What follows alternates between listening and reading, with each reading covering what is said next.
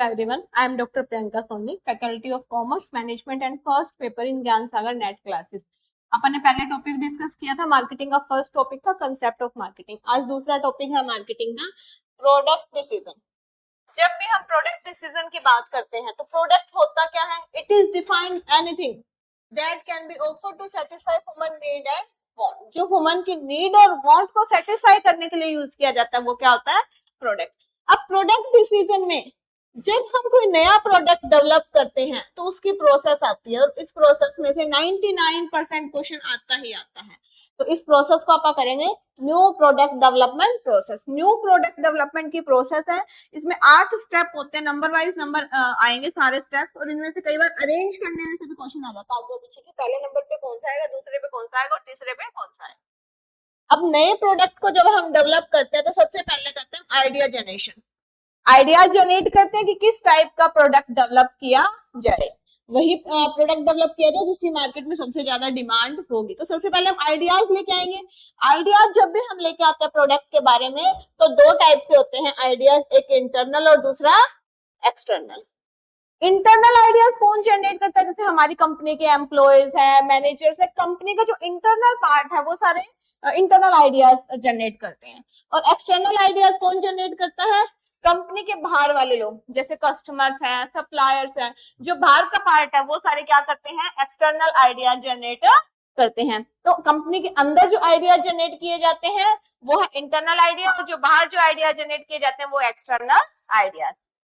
हमने पहले idea generate करेंगे, बहुत सारे आइडियाज हमारे पास आ जाएंगे कि किस टाइप का प्रोडक्ट डेवलप किया जाए, कैसा प्रोडक्ट डेवलप किया जाए जो मार्केट में सभी को अच्छा लगे, कस्टमर्स को पसंद आए। हमने आइडिया जनरेट कर लिया, उसके बाद हम करते हैं स्क्रीनिंग। स्क्रीनिंग का मतलब क्या है? जो हमने आइडिया जनरेट किया उसकी छंटनी की जाती है। जो आइडियाज हमें बेस्ट लगेंगे उसको हम रख लेंगे, और जो आइडिया हमें बेस्ट नहीं लगेगा उसको हम क्या कर देंगे? छोड़ देंगे। इसको अपन क्या बोलते हैं? स्क्रीनिंग। जब भी आइडिया की हम स्क्रीनिंग करते हैं तो दो टाइप के एरर्स आते हैं, एक है ड्रॉप एरर और दूसरा है गो एरर। इसमें से बहुत बार क्वेश्चन आता है ड्रॉप एरर और गो एरर में से। जब भी हम आइडिया की स्क्रीनिंग करते हैं तो दो टाइप के एरर, एक ड्रॉप और दूसरा गो एरर। ड्रॉप एरर क्या होता है? Drop good idea. अपना आइडिया बहुत अच्छा था, अब हमने उसको क्या करना था? एक्सेप्ट करना था, और बाय मिस्टेक हमने उसको क्या कर दिया? ड्रॉप कर दिया। उसको अपन क्या बोलते हैं? Drop error. Drop the good idea. हमारा आइडिया गुड था, हमें उसको सिलेक्ट करना था और बाय मिस्टेक हमने उसको क्या कर दिया? रिजेक्ट कर दिया। अब दूसरा है हमारा गो एरर। गो एरर क्या कहता है? Select the poor idea. Idea poor था, उसको हमने रिजेक्ट करना था, लेकिन बाय मिस्टेक हमने उसको क्या कर लिया? सिलेक्ट कर लिया। ठीक है ना? जो हमारा आइडिया है वो क्या था? पुअर था, उसको हमने रिजेक्ट करना था और बाय मिस्टेक हमने उसको क्या कर लिया? सिलेक्ट कर लिया। उसको अपन क्या बोलते हैं? Go error. दो टाइप के एरर हुए ना, एक ड्रॉप एरर और दूसरा go error. Drop good idea, good idea को बाय मिस्टेक ड्रॉप कर देना, ड्रॉप एरर। और पुअर आइडिया को बाय मिस्टेक सिलेक्ट कर लेना, उसको रिजेक्ट करना था, उसको अपन क्या बोलते हैं? Go error. जब भी हम स्क्रीनिंग करते हैं तो दो टाइप के एरर आते हैं। उसके बाद जब भी हम नया प्रोडक्ट बनाने जाते हैं तो 3 टाइप के फेलियर्स भी हम मान के चलते हैं कि 3 टाइप के फेलियर्स भी हो सकते हैं। Absolute product failure, partial product failure और रिलेटिव प्रोडक्ट फेलियर।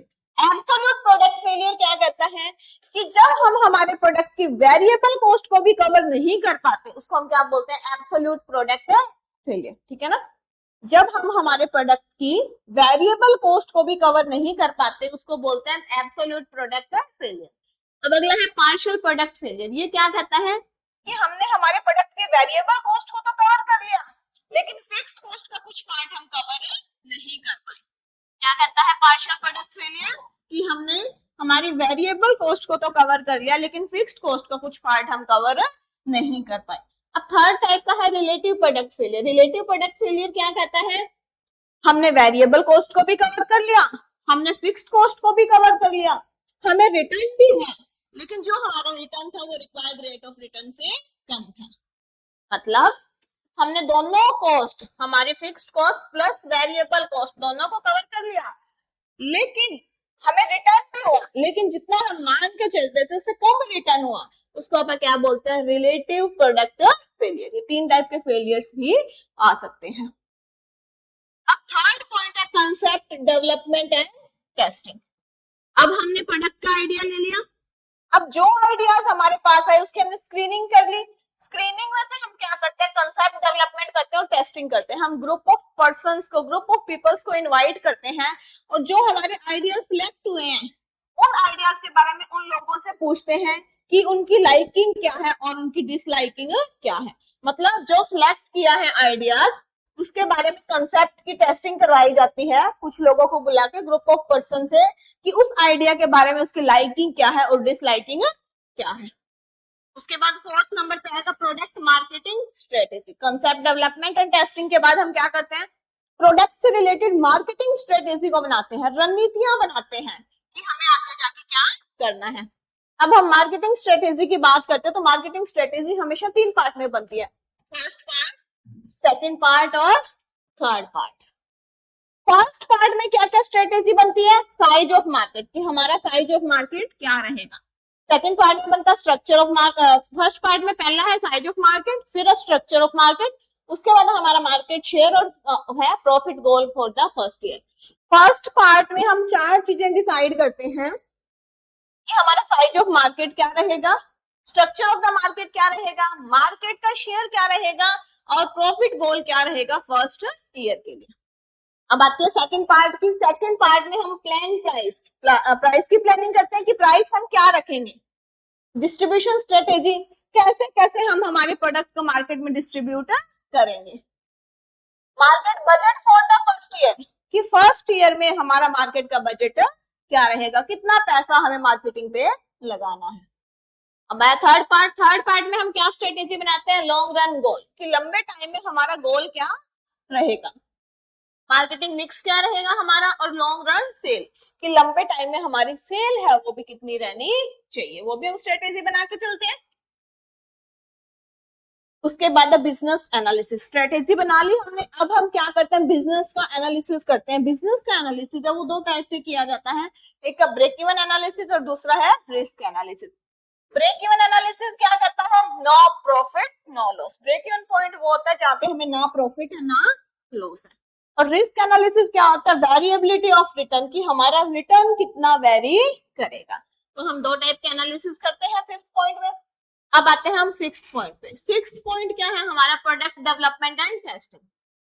हमने प्रोडक्ट को डेवलप कर लिया, हम फिर प्रोडक्ट को डेवलप करके और उसकी क्या करते हैं, टेस्टिंग करते हैं। इसमें से कई बार क्वेश्चन आता है टेस्टिंग में से। टेस्टिंग है प्रोडक्ट की वो 2 टाइप से होती है, एक अल्फा टेस्टिंग और दूसरी होती है बीटा टेस्टिंग। ये इंपॉर्टेंट है। Alpha testing done by the employees. Alpha testing कौन करता है, कंपनी के एम्प्लॉयज करते हैं। कंपनी के एम्प्लॉयज ने मान लो चॉपर बनाया तो वो चॉपर से काट के भी देखेंगे ना कि सब्जी कट रही है या नहीं कट रही। तो अल्फा टेस्टिंग है वो एम्प्लॉयज के द्वारा की जाती है। ये क्या होती है, ये हमेशा इंटरनल होती है क्योंकि ये कौन करता है, एम्प्लॉयज करते हैं।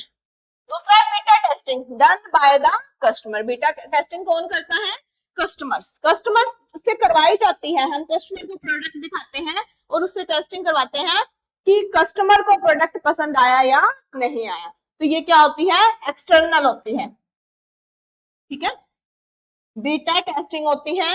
Alpha testing done by employees, ये इंटरनल होती है, और बीटा टेस्टिंग है done by the customer, customer से करवाई जाती है। जब नया नया प्रोडक्ट आता है कि कस्टमर को प्रोडक्ट पसंद आ रहा है या नहीं आ रहा। ठीक है, ये एक्सटर्नल होती है। बीटा टेस्टिंग से तो एम्प्लॉय को पता लगा कि हमारे प्रोडक्ट में क्या कमी है, वो हाथों हाथ चेंज कर देंगे। लेकिन अल्फा टेस्टिंग से तो एम्प्लॉयज को पता चलेगा, और बीटा टेस्टिंग कस्टमर्स बताएंगे कि आपके प्रोडक्ट में क्या कमियां हैं, आपके प्रोडक्ट में आपको क्या इंप्रूव करने की जरूरत है। इसके बाद आता है मार्केट टेस्टिंग। हमने प्रोडक्ट डेवलपमेंट कर लिया और उसकी टेस्टिंग कर ली, फिर हम क्या करते हैं, मार्केट टेस्टिंग। मतलब मार्केट टेस्टिंग क्या करती है, जब हमने प्रोडक्ट डेवलप कर लिया, प्रोडक्ट को हम पूरे मार्केट में ना लॉन्च करके छोटे से स्केल पे लॉन्च करते हैं, मतलब सारे सेगमेंट में ना लॉन्च करके मार्केट के एक सेगमेंट में लॉन्च करते हैं। अगर वो सेगमेंट सेटिस्फाई हो जाएगा तो हम प्रोडक्ट को पूरी मार्केट में लेके जाएंगे। जब हम प्रोडक्ट को पूरी मार्केट में ना लॉन्च करके मार्केट के छोटे से पार्ट में अगर लॉन्च करने की कोशिश करते हैं, उसका रिजल्ट देखते हैं, उसको अपन क्या बोलते हैं, मार्केट टेस्टिंग। उसके बाद लास्ट है अपना कमर्शियलाइजेशन। हम क्या करते हैं, जब ये छोटा सा पार्ट जिस पे अपन ने सर्व किया, अगर वो पार्ट सेटिस्फाई हो जाता है तो प्रोडक्ट को हम पूरी मार्केट में लॉन्च करने की कोशिश करते हैं, मतलब कमर्शियलाइजेशन, प्रोडक्ट को हम पूरी मार्केट में लॉन्च कर देते हैं। ये है अपने 8 स्टेप। इसमें से क्वेश्चन आ जाता है, अरेंज करने से में से भी क्वेश्चन आ जाता है। पहला है आइडिया जनरेशन, दूसरा है स्क्रीनिंग, तीसरा है कंसेप्ट डेवलपमेंट एंड टेस्टिंग, चौथा है प्रोडक्ट मार्केटिंग स्ट्रेटेजी, पांचवा है हमारा बिजनेस एनालिसिस, छठा है प्रोडक्ट डेवलपमेंट एंड टेस्टिंग, सातवां है मार्केट टेस्टिंग और आठवां है कमर्शियलाइजेशन। अब हम इसके क्वेश्चंस लगाते हैं। फर्स्ट क्वेश्चन है, arrange the following stages in successive order of new product development process. हमें क्या करना है, सारे स्टेजेस को अरेंज करने की, पहले नंबर पे कौन सा आएगा, दूसरे नंबर पे कौन सा आएगा और तीसरे नंबर पे कौन सा आएगा। अब देखो, पहला concept development and testing, market strategy development, idea screening, product development और टेस्ट मार्केटिंग। अब इसमें सबसे पहले हम क्या आता है, हमारा आइडिया स्क्रीनिंग। आइडिया की स्क्रीनिंग करते हैं तो पहले क्या आएगा, सी, ये ऑप्शन भी कट जाएगा